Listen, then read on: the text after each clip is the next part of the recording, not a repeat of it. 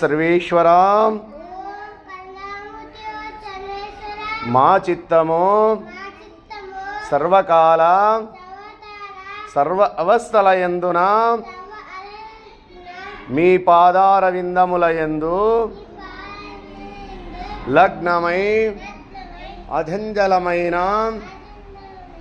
భక్తితో కూడి ఉండునట్లు అనుగ్రహింపుము. పరమదయానిధి ప్రహతాకాలమున నిద్ర లేచినది మొదలు